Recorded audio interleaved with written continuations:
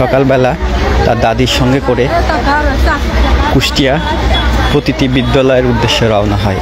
Auto থেকে নামার পথে উল্টো দিক থেকে আসা বালু বোঝাই ট্রলির সঙ্গে ধাক্কা লেগে ঘটনাস্থলেই নিহত হয় ইব্রাহিম।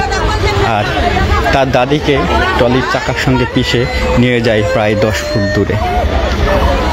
ইব্রাহিমের মা একজন অসহায়, একেবারে দারিদ্র।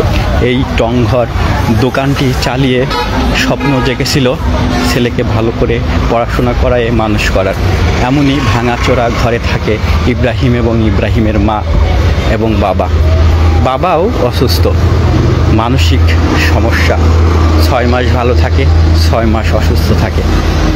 আর এত কষ্ট করে স্বপ্ন জেগেছিল ইব্রাহিমকে ভালো করে মানুষের মতো মানুষ করার, সেটা হলো না ইব্রাহিমের মায়ের। অকালে ঝরে গেল এই শিশুটির জীবন।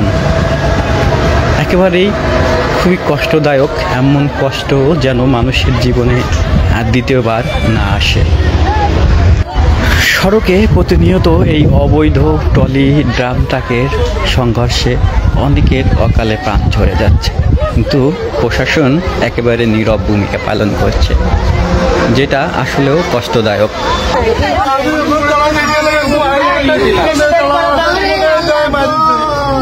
আমি বারবার আমার কলা বলে পার হবেন না, আপনি দাঁড়া থাকবেন, যা বলবেন সেই বার করে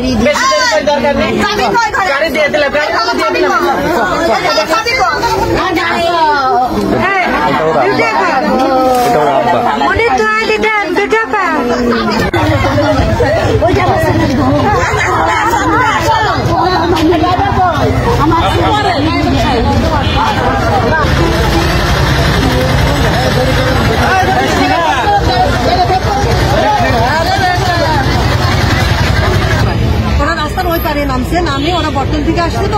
তো ওই যে ইউটার্নের যেই বিটগুলো আছে, মানে ওর ওপর থেকে এসে পা বাড়াইছে নিচে নামার জন্য। আর ওই টাইমে ওই যে বালির গাড়িটা খুব দ্রুতভাবে আসছে, এসে ধাক্কা দিয়েছে। বাচ্চাটা খুবই দেখে আমার তখন খুবই খারাপ লাগছে, একদম বিভৎস অবস্থা হয়ে গেছে, কান দিয়ে রক্ত বেরোচ্ছিল, পুরা মুখ টুক একেবারে। আমার ফের বাচ্চা, আমি নিজেও ক্লাস নেই ওখানে। আর দাদিটা ধরে নিয়ে এসে ওখানে বসালো, পরে আমি হেল্প করলাম। পরে আমাদের টিচার স্টাফ দিয়ে তারা হলো সাথে সাথে হসপিটালে নিয়ে গেল।